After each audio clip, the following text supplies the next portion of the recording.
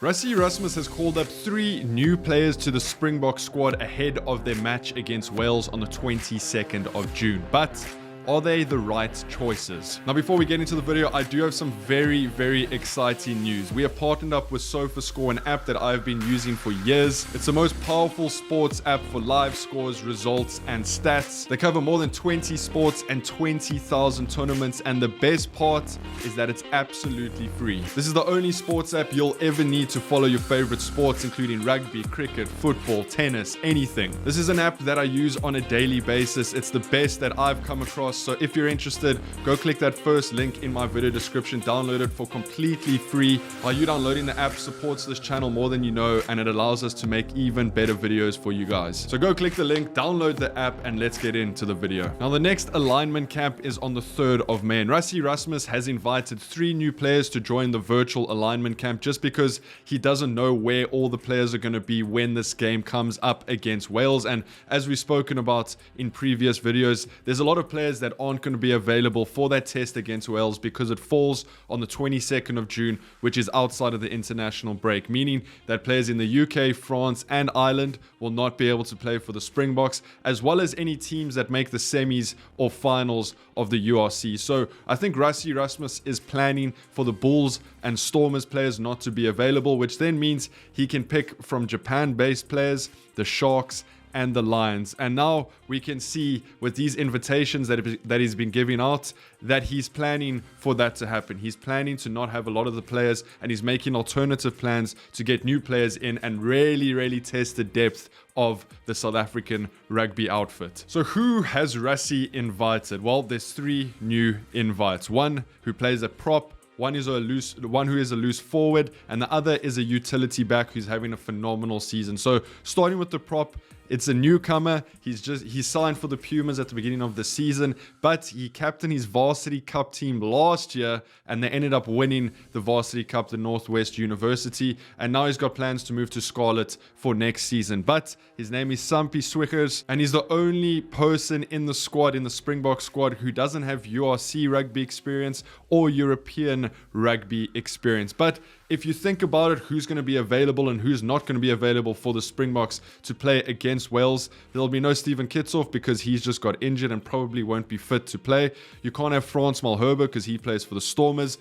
Ox will be available because he plays for the Sharks. Trevor Nyakane won't be available because he plays for Racing 92. So of sort of the starting 4 props for the Springboks, only one is going to be available, and that is Ox. So there's a lot of positions to fill up in that position on the bench, in the bomb squad, as well as those starting positions. So I don't mind seeing this from Rassie. We know that he always has these crazy plans. He's obviously had his eyes on Sampie for a while, and to bring him in and give him a debut against Wales is absolutely phenomenal. I think he deserves it, and I think if he performs well in that test against Wales, we could see him really have a good career, either for the Springboks or for a very big club. As I said, he is signing for Scarlets next season. The next person, or the next 2 people that Rassie has invited, both come from the Sharks. Now, the Sharks are completely out of the URC, so there's no problems there, which I think is why Rassie has gone for a couple more Sharks players.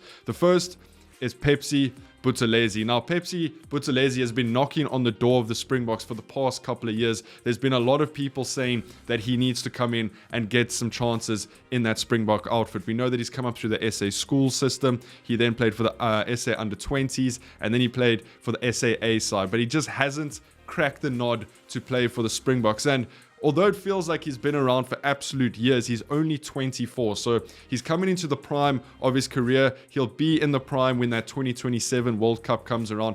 And that is a very interesting place to be, because obviously Dwayne Vermeulen retired. Jasper Visser is not going to be available for this test match. And I think Jasper Visser is about 28 or 29 now. So he is a bit older than Phepsi Buthelezi. And then the 8th man and Lucy's from the Stormers and Bulls, Cameron Hanekom, who has a bright future, probably won't be able to play. Evan Roos won't be able to play. Ulrich Loh won't be able to play. Hachiva Daimane. So there, you can see why Rassie has brought up Phepsi Buthelezi, because for that test against Wales, there really isn't many players to choose from. You got to just choose from the Lions and the Sharks, and Phepsi Buthelezi for me is definitely the better option there, above like a Frankie Horn or something like that. So I really like this move from Rassie Erasmus to bring in Phepsi Buthelezi. I think he deserves an opportunity in a Springbok top. And I think this might give him the confidence to then kick on and really get to see the best of Phepsi Buthelezi that we've ever seen. The final player that Rassie Erasmus has called up is also from the Sharks. He's having an absolutely phenomenal season. The funny thing is that he's already made his debut for the Springboks. Aphelele Fassi. He made his debut for the Springboks back in 2021 where they played against Georgia. He then played against Argentina and Wales, and that was it. That was all we got to see from Aphelele Fassi, who was this promised sort of wonder kid on the field and then just didn't deliver for the Springboks. And we sort of seen him come back to his best this season for the Sharks. He has made more clean breaks, 18 and meters, 967, than any other player in the URC. He has also been involved in 9 try involvements, scoring 4 and assisting 5. So he's absolutely been tearing it up in the URC. And if you take into consideration the form that the Sharks have been in the URC, it's even more impressive because that Shark side has been really struggling.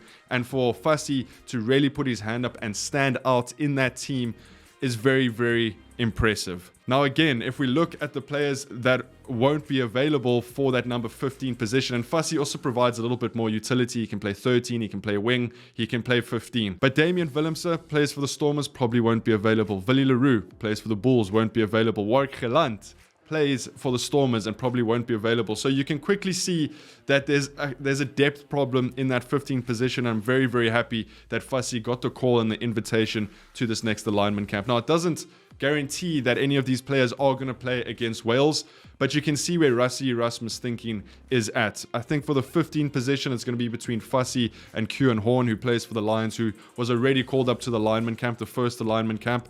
But Fassi being included, he's sort of been that untapped potential, right? We've seen that he's had so much potential, but he just hasn't been able to deliver in that Springbok top. And I hope that if he does get an opportunity against Wales, he can really take it with both hands, because he is a very good rugby player, and he'll be very useful for the Springbok game plan and be used as a utility back where needed. So it's going to be interesting to see who Rassie Erasmus goes with for that Wales test. I just can't help but feel that Sia Mazuku really needs to get a call-up. He's been absolutely phenomenal for the Sharks, and I think this is sort of the only player that is missing from the alignment camp and the Springbok outfit at the moment who I think really deserves an opportunity. We saw him come in. He got signed from the Cheetahs to the Sharks at the beginning of the season, but then didn't play for the first 10 game weeks.